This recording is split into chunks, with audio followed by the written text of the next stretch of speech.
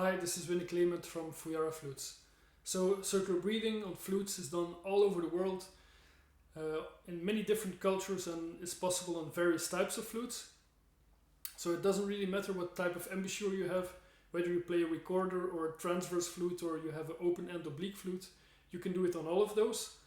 And the only difference between using circular breathing on a flute compared to when you would have like a trumpet system or a reed instrument is that for those you have back pressure, and flutes will hardly give you any back pressure, so the technique is a bit different, or at least what works for me.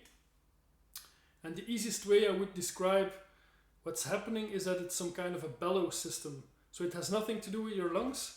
The only thing what's happening is that while you're blowing out air into your instrument, you try to widen your mouth cavity and your throat cavity as wide as possible, so that when you need air and you breathe in a very short way through your nose, you can squeeze out some air from this cavity. So it would look like this.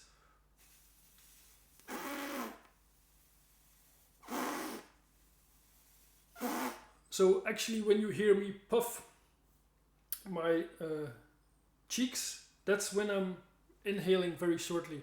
So when I would do it on this Fippel flute, it's a Fippel Caval, so it has just a normal windway. It will look like this when you look at my throat.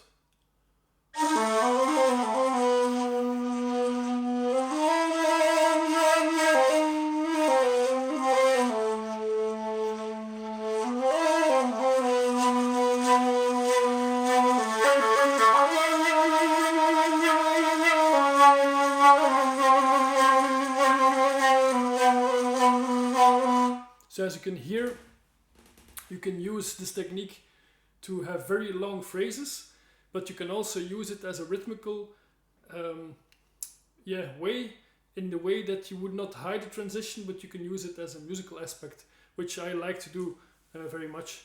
So the way to start learning this is to learn to widen your mouth and your throat cavity as wide as possible while you're blowing out.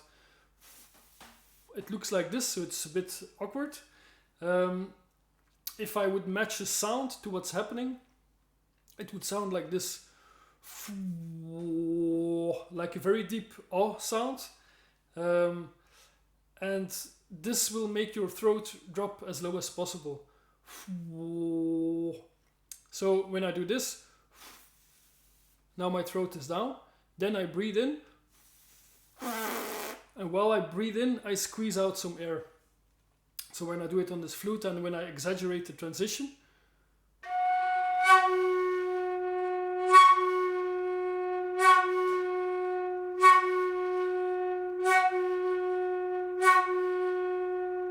so each time you hear a peak, that's when I take a very short breath through my nose and I squeeze out some air through the windway.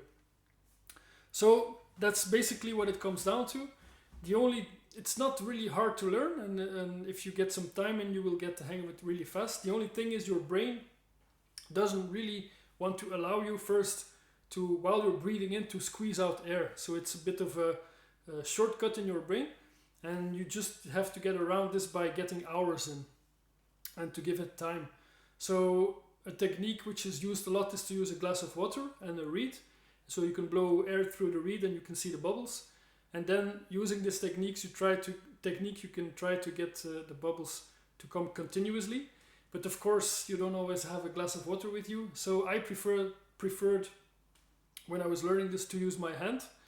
And you just make a very small hole in your lips and you direct a small airstream in the middle of your palm and you will feel the cold air.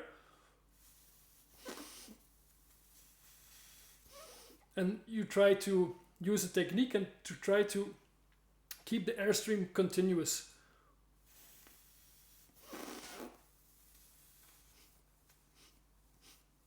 So practice this and practice it wherever you're wasting time. So in a day, there's always moments when you're on the bus or on the train, in your bathtub, on the toilet, wherever you have a couple of minutes, take your hand and practice this continuous airstream.